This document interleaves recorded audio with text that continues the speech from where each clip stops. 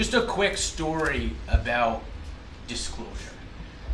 So my first real job out of college, where I had to like pay taxes. I mean, I worked at a summer camp and a grocery store.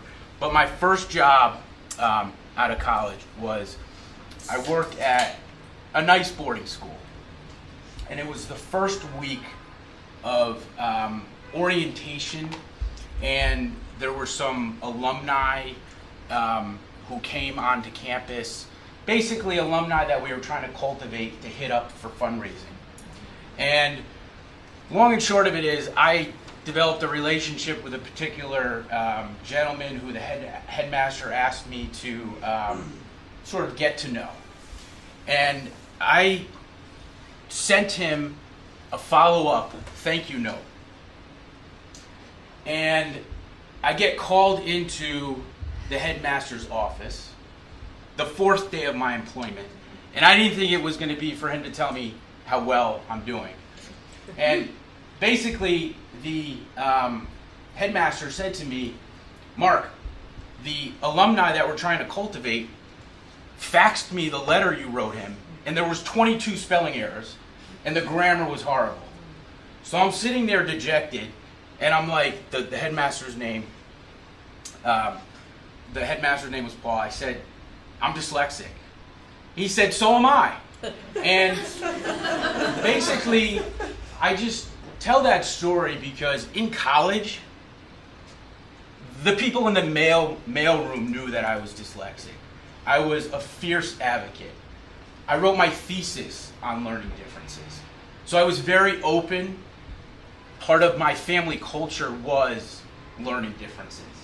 But I got my first real job at a school, and I felt really sort of traumatized about disclosing.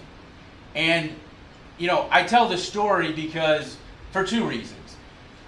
It brings about a tremendous amount of anxiety and confusion, ambiguity for the person who has that experience, but also the headmaster had dyslexia, and there are so many people in your organization, just statistically, who have these issues.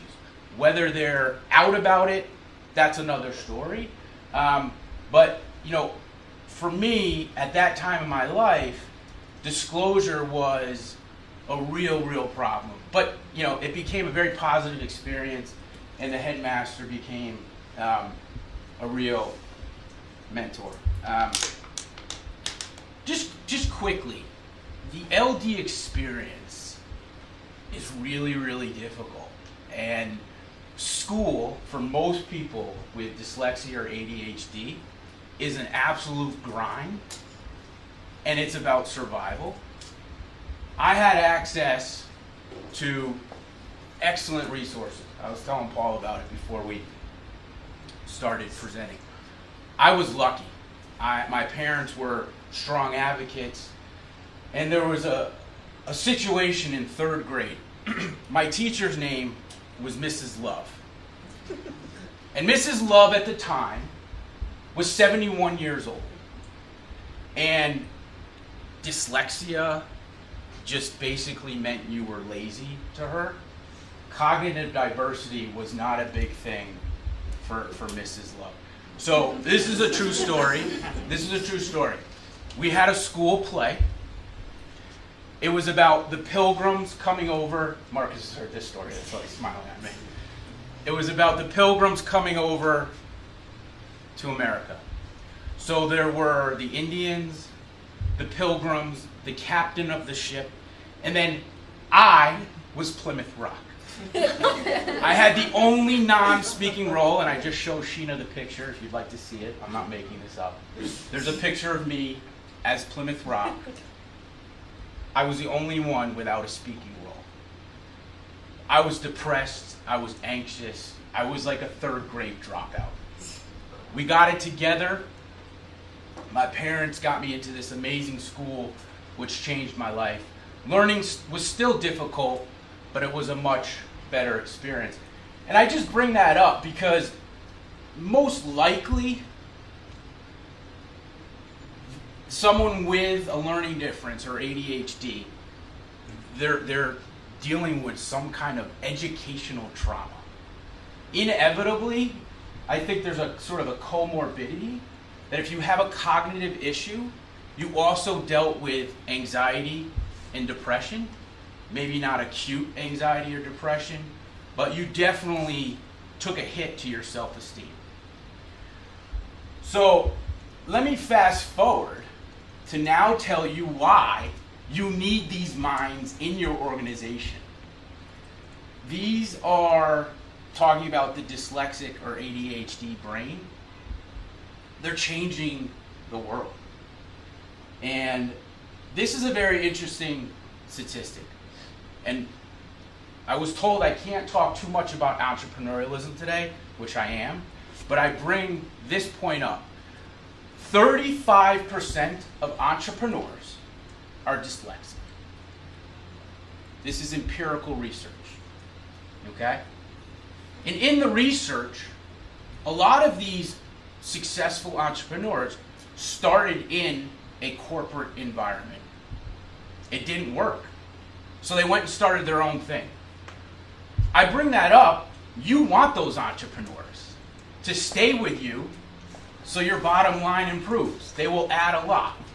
So a presentation or a gathering like this today goes a long way in, creating access for those kinds of minds. You want those people working for you. I think the term is interpreneurialism. So you want interpreneurialism within your organization. And you can retain these people, and a lot of them go out on their own because it just doesn't work within a corporate setting. So these people are extremely talented. Just to cite a couple examples, I'm sure you've heard of the CEO of Cisco Systems, John Chambers, Ted Turner, Richard Branson. Those are just a few. Those are pretty successful leaders. And their standards were obviously really high. They went about things in a different way, and they were very successful. So, maybe within your organization is, the next Ted Turner.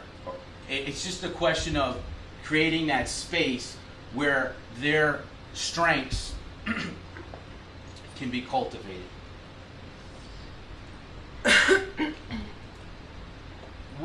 What I want to talk to you about specifically today is some of the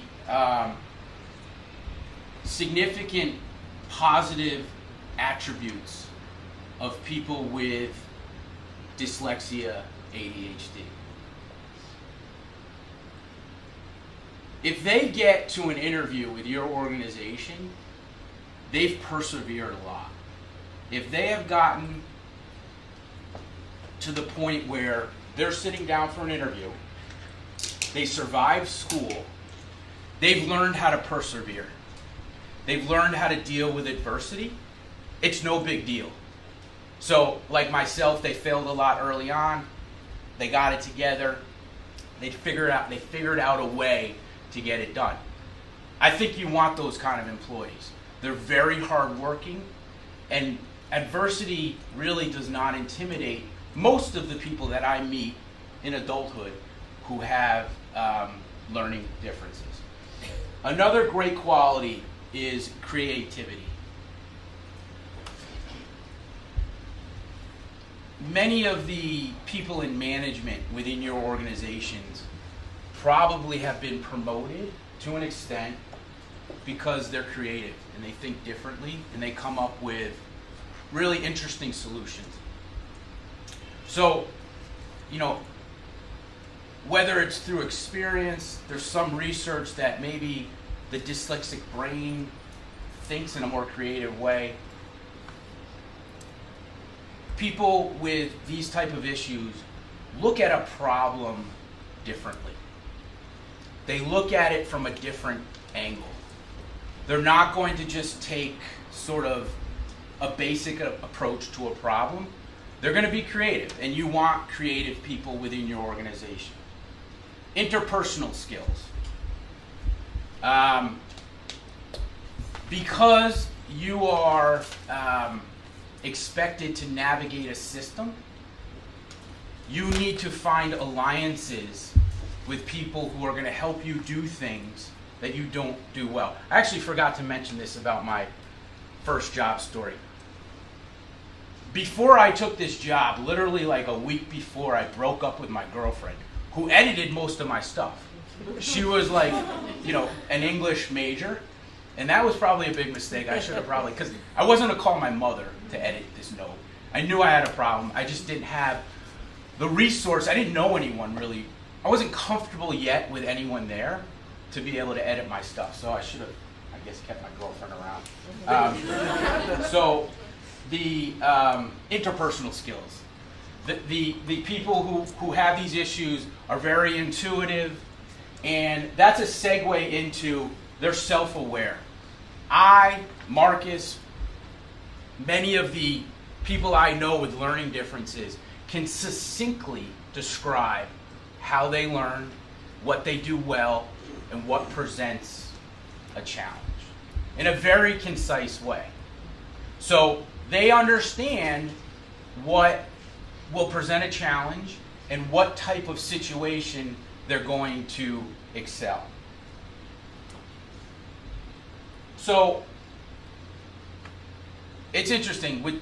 I mentioned when I first introduced myself, the population that I professionally work with now, you know, I have people that I'm, you know, circling back with who are 22 or 23 years old, and they're really aware of how they learn. They know exactly what they need, and they've dealt with adversity. So they're prepared to be able to sort of carve out a niche within a work environment. With that being said, I spoke to all of the mentors at Brown, all the eye-to-eye mentors, all of the college and high school students. It's primarily college students who mentor these kids. And after my presentation, literally the number one question was exactly about what we're talking about today. And these are very, very empowered, strong, and confident young people with learning differences. So it's a real issue for them, obviously. So just to kind of segue into how can you improve your work environment for these kinds of minds?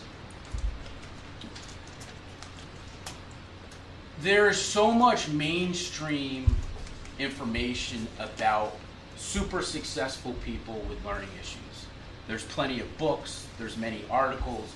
I was telling Paul that with my students now, and not that I'm so old, but a lot of the dyslexics that I cite, they're like, who's Cher? Or who's, they know who Tom Cruise is, but I've recently been referring to Tim Tebow, who has openly talked about his dyslexia. So what I'm getting at is to sort of create that type of dialogue, share inspirational pieces about different highly successful people with these issues, just to create a dialogue, to get people somewhat comfortable easing into the conversation. It's going to be, most likely the person's going to be apprehensive at first, but if it just comes up in a conversation, you never know what can spark it. I'm a huge fan of assistive technology. I know it was briefly mentioned. This little device is my frontal lobe. And in terms of helping me deal with my attentional issues, pretty much all the information in my life is channeled through this device. And there is a huge industry of apps that are designed for people who have learning issues and ADD. So whether it's an iPhone, and by the way, Steve Jobs is dyslexic, whether it's an iPhone or any type of smartphone, the capabilities of these phones in terms of assisting someone in staying organized or reading. This thing reads to me. And it also records information that I need recorded. Huge, huge, huge part of my life. The other assistive technology that's also very mainstream and costs about $100 is something called Dragon Natural Speaking. And it's in its 11th version, I think. So just quickly, without getting too technical, for most people who are dyslexic, there's sort of a breakdown in having to type something because you're sort of concerned about sounding the word out or putting together the syllables. So writing, I don't even write anymore. And typing also sort of interferes with that process. The dictation software, you literally train for maybe a half hour. It gets used to your voice, and you just dictate into the computer. And the recognition is amazing. It's like 99% accurate. You could literally navigate your entire computer from a Bluetooth set. Huge part of my life. And then obviously spell check, which I actually get rejected from spell check. You know how you're supposed to like at least get a suggestion? You need to be able to, I think you need to be able to spell at like a 5th grade level for even to make a suggestion. And I spell at about a 3rd grade level, and sometimes they don't even make a suggestion, so I feel rejected. But the Google algorithm for spelling is actually really, really good. So for whatever reason, I have probably said the word entrepreneurialism 5,000 times. I will never be able to spell that word. And it doesn't even come up on Word. But it works on the Google algorithm. And just two other assistive technologies. There's speech recognition software. So basically what that is, you have an electronic document, and the computer will read what's in that document. So I'd imagine most materials now within your organization are sent around electronically. So there's there's software, one's called NeoSpeech, where it will literally read the entire document to you. The last one is what's the name of Ben's technology? The Intel Reader. You can take a picture of, say, a hard copy newspaper, and it will read that to you. The technology is getting better and better every 6 months. I follow it from afar, and it's improving significantly. So there's just, and these are mainstream technologies. These are not cumbersome. They're not expensive. They're easily accessible, and they just make the playing field a lot more even for those people who need that. So, just in conclusion, I thank you again for having us here. For Eye to Eye, it's a big issue because a lot of our mentors are now entering the workforce. You know, it's not our bread and butter.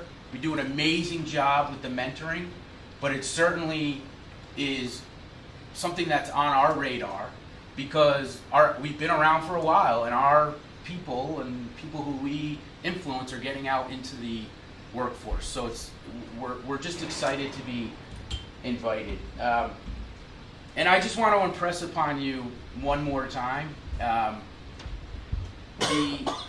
these minds you need within your organization, just from an ROI standpoint, if you can help onboard them and make them feel comfortable and create that niche within your organization, they'll do tremendous things. Thank you.